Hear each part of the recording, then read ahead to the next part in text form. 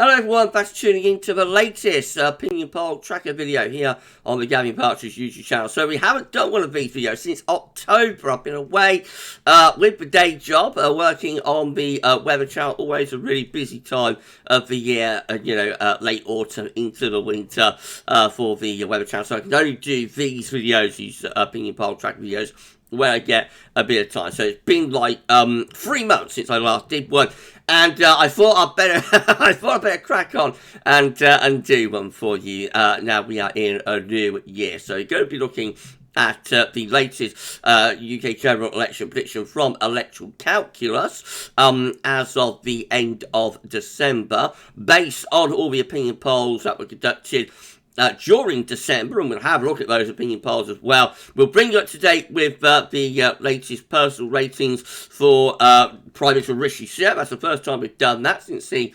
ascended power. And we will also have a look at government approval as well. So sit back, relax, enjoy, and I'll bring you up to date with what's going on with the opinion polls in a moment. Just say that if you're enjoying the content on the channel, which I don't get the chance to do enough. I'm aware that I do neglect this channel a little bit, but I have to do the day job of weather because that's what's paying the bills here in the towers. So it's the weather channel that keeps the lights on and keeps the food on the table. So that's to be the priority. But if you enjoy what videos I am able to upload to this personal channel, then please can you like, share, subscribe. There is some weather content on this channel actually, and I just realised that the video that I did at the end of 2012 for Christmas, Boxing Day I think it was. I'm Chris Boxing Day, I can't quite remember, 2012, looking at the winter of 62, 63, but Daddy of Cold Winters has gone past 50,000 views. I should say, I wish it was 50,000 subscribers. No, it's past 50,000 views, so that is absolutely epic. Unfortunately, the channel is not monetised because we don't have enough watch time because I don't upload enough to the channel, so all of those views and that go unmonetized. But I'm very proud, that we managed to reach 50,000 views on that video. So if you haven't seen that video, then please check it out. You'll be able to do that through the videos page, and then go to most popular, and that will be the most popular video on the channel. Right, okay, well that's me gone on long enough. Let's bring you up to date then with what's going on, all of the latest in terms of the prediction from Electoral Calculus. So here we go. This is the latest UK general election prediction forecast from Electoral Calculus. 3, 2, 1. And there it is, a Labour majority of 194, landslide majority is predicted as of the 30th of December 2022. That is a very, very significant majority. It's a landslide majority. It's up there, a little bit more than what Labour achieved in 1997 and 2001 with those two landslides. It's a little bit above that. It is about 102 down on the prediction when we did this in October. So then the prediction was a Labour majority of around 292, I think. So it's come down nearly 100 seats, but it is still a very, very, very, very significant majority there predicted for Labour at the next election. So let's go through this prediction then and see how it stacks up. So we've got our party columns just here: Conservative, Labour, Liberal Democrat, Reform, Green, SNP, Plaid, and the others down there. 2019 votes and 2019 seats from the 2019 general election on December the 12th, 2019. Right, so in 2019, the Conservatives scored 44.7% of the vote with 365 seats. It gave them a majority of about 80 seats. That's the biggest Conservative vote share since the 1970 general election. Labour, not too bad really for their vote share on 33%, but their seats were absolutely appalling, down to 203. That was their worst results for seats since the 1935 general election.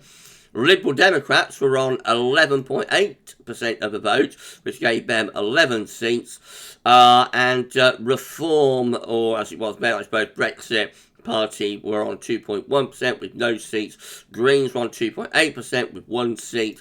And the SNP were on 4% with 48 seats. And then we've got Plaid and the others down there. So, current prediction is for the Conservatives, so let's get rid of all of those arrows, but current prediction is for Conservatives to get 26.7% of the vote, which would be a very, very bad result for them. I'm not sure when the last time would be, but they was under 30% in a national UK general election.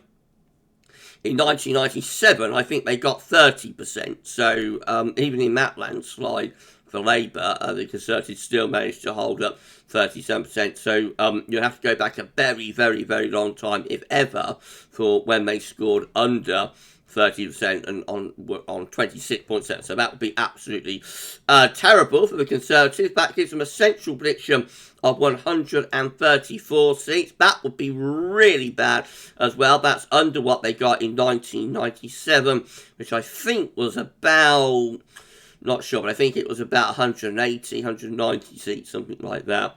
At the low end, they could go down. Remember, there's margin of error within this prediction. So at the low end, they could go down just 45 seats, which would see them replaced.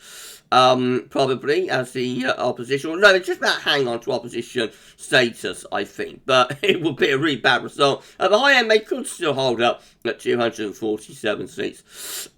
Excuse me. Labour is predicted to get 46.3% of the vote, which gives them a central seat score of 422 seats. At the low end, they could be down to 315 and just short of an overall majority.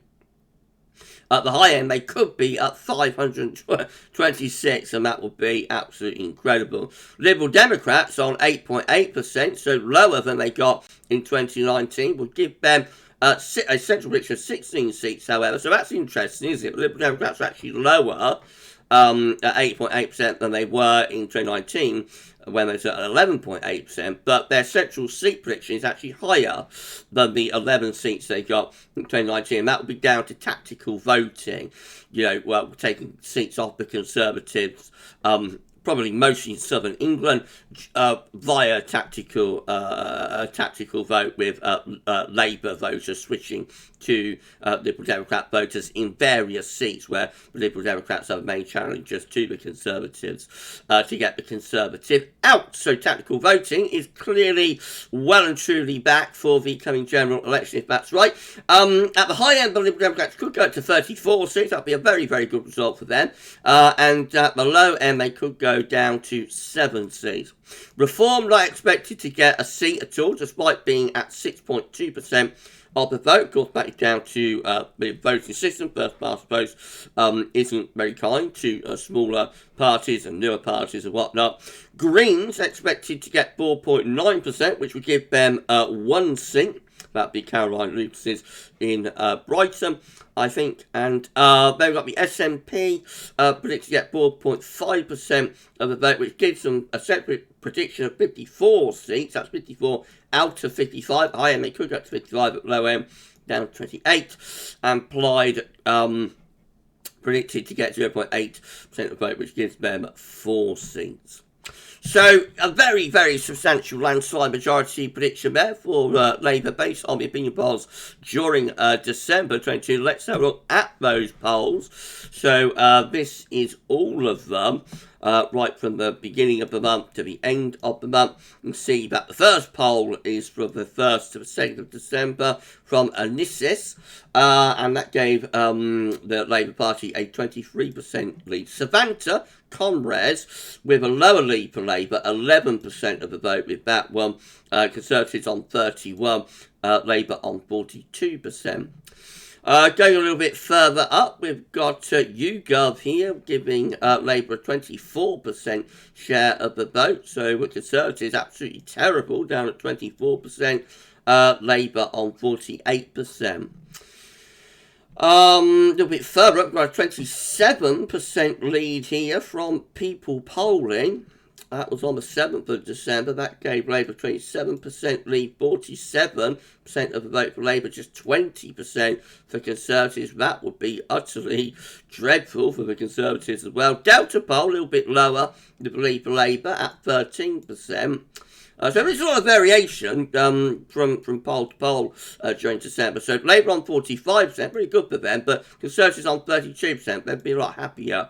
They'd be a lot happier to be on 32% than 20%, I think. Going a little bit further up, we can see again YouGov here giving Labour a 25% lead, very, very significant lead for Labour, 47% to 26%. And we've also got let's have a look at Opinium for the Observer, gives Labour a 15% lead, 44% to 29%. And when we get towards the end of the month, towards Christmas, we've got people polling. The final poll of the month is people polling on the 28th of December. That gives Labour a very significant 26% lead, 45% to just 19% for the Conservatives. So as December went along, the Conservative position gets worse with people polling, although people polling did find them at just 20% in that poll. So, yeah, the Conservatives are either somewhere in the 20s to below 30%. Labour look as though they're in the mid to high 40s%. This one, on this list, on the 21st, 28th of December, actually gets Labour to 51% of the vote, compared to 25% the Conservatives. That gives Labour a 26% lead. So, the lead for Labour looks like it's either mid to high teens to low to mid 20s, and very, very significant Labour lead continues. So, let's have a look at the overall graph from Wikipedia, seeing how opinion has changed through this Parliament. So, of course, we began with a very large Conservative lead, and Labour down at 30%, and that continued into the early part of 2020. Then, of course, we go into the pandemic, and in 2020, we find the lead virtually disappearing, and Conservative and Labour come together. Then Conservatives open out a big lead again as we go through 2021 with the vaccine rollout. It's really at the end of 2021 with Partygate that that we get crossover from Labour to the Conservatives. Excuse me. And since sort of October, November 2021, Labour have led pretty much every poll. So through most of 2022, we find Labour with a solid, if not all that spectacular, sort of 10% lead over the Conservatives. But towards the end of the year, that's when the Conservatives absolutely crash.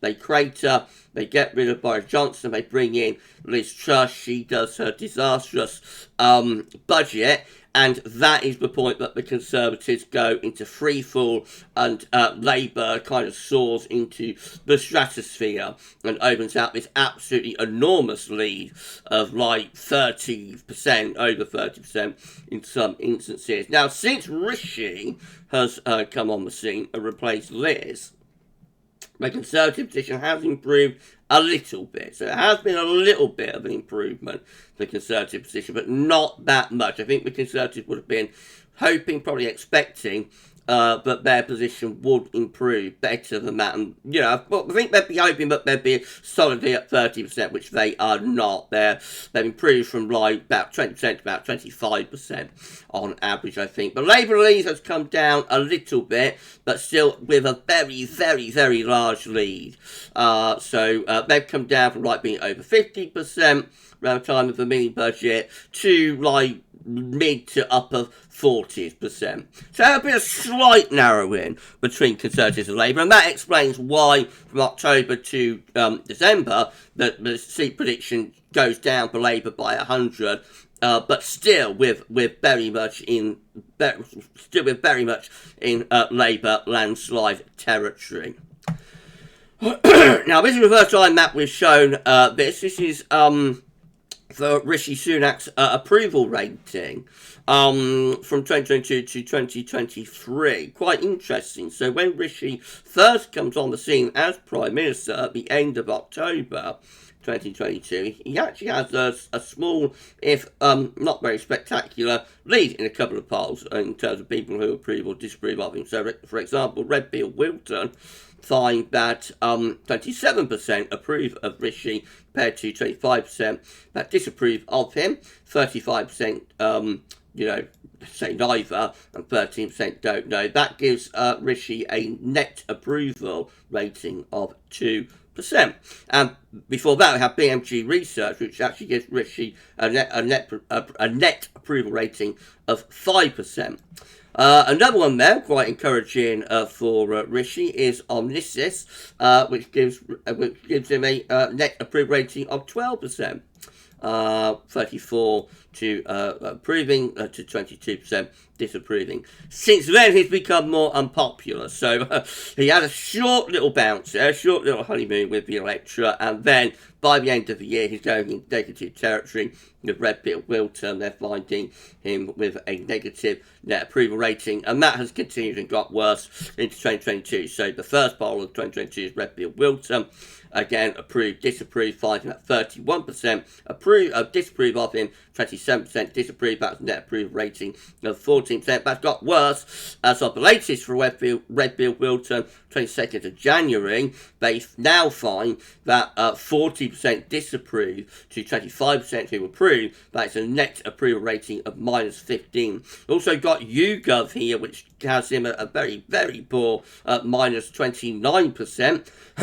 Net approval rating, 60% disapproving of him, 31% approving of him. So clearly, he's getting more unpopular already, and he's only been on the scene as Prime Minister for about 3 months. So he did have a little bit of a honeymoon right at the very start, and he did produce a little bit of a bounce for the Conservatives' poll position, but overall, still in very, very poor territory.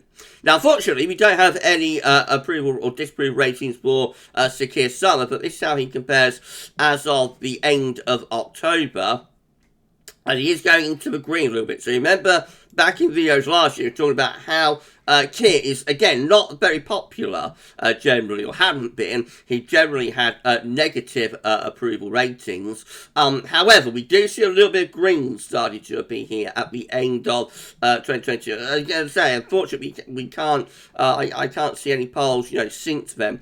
At Wikipedia. I know there have been polls that have looked at Keir's approval and disapproval since this one, from the 24th, 25th of October, so hopefully they will get added onto Wikipedia soon. So the final poll is YouGov from the 24th, 25th of October, and Keir there has a net positive approval rating of +3.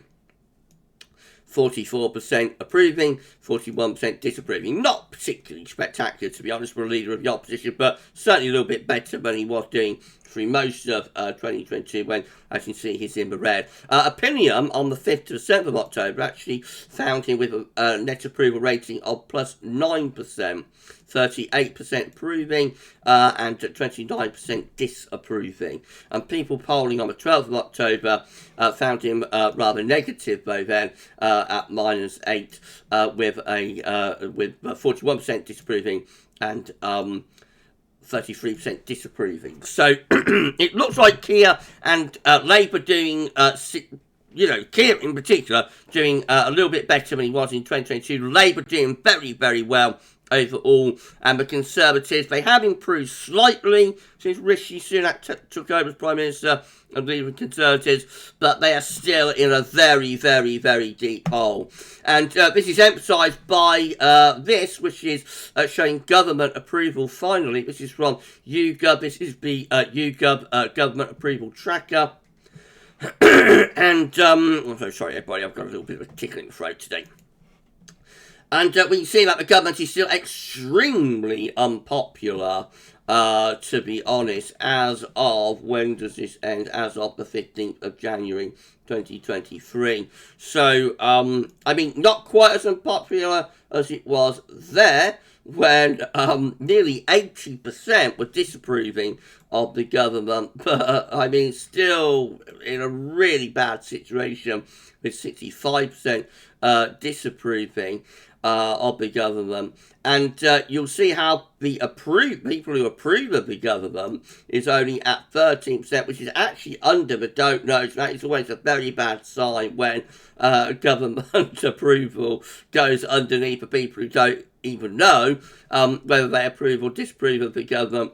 That is always a very, very, very bad sign. You will notice that this Conservative government is pretty much as unpopular as it's been right from the start. We do go back to like 2010 with this. Being aside, it was generally unpopular. As I always say, we are quite harsh on our politician government, so throughout most of the time in power since 2010, even at the start, more people were disapproving than approving of the Conservative government. It's only really just here at the beginning of 2020, at the start of the pandemic, when we see crossover between approval and disapproval. So just for a few weeks, people became, more supportive of the government at the beginning of the pandemic, as they tend to do in crises. But generally, you'll see that the government has been unpopular from start to finish. But it's the level of popularity that's important,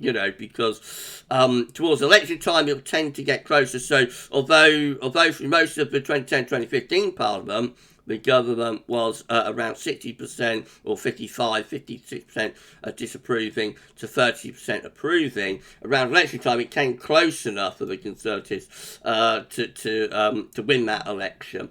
But how far they are apart now, for approval to disapproval, it's going to be very, very hard to get this. Get the approval numbers up high enough for the Conservatives to be in with a chance at the next election, I think. So I wouldn't say the next election is necessarily all over for the Conservatives, but they are in a very, very, very, very, very bad position. 65% disapproving, just 13% approving, and 22% don't know. That is a really, really bad scenario and bad position for the Conservatives to be in. But we shall see. We've still got some time to the election. It's not until it's scheduled as far as late as Parliament can go into January 2025. But we think it's unlikely, but they'll want to have an election in the middle of January. Although we had a December election, of course, in 2019, so who knows? But I would have thought it's most likely probably to be around sort of autumn 2024, maybe late summer, perhaps September, October 2024, something like that, I would have thought. So, it's over 18 months away, probably. And so we shall see how things develop. Right, so that's brought you up to. I'm so sorry, everybody, but I've not been able to do one of these since October. But there we go. It's brought you up to date with all of the developments. I will be able to do these a little bit more regularly now, every month, now that we're coming towards the end of winter and things start calming down a little bit on the Weather Channel. I have a bit more time to give to this channel. So hopefully another opinion poll tracker video next month. If you haven't enjoyed this video, then please can you like, share and subscribe to our channel. Thank you so much for doing that, and we'll see you again soon with another one. Bye for now.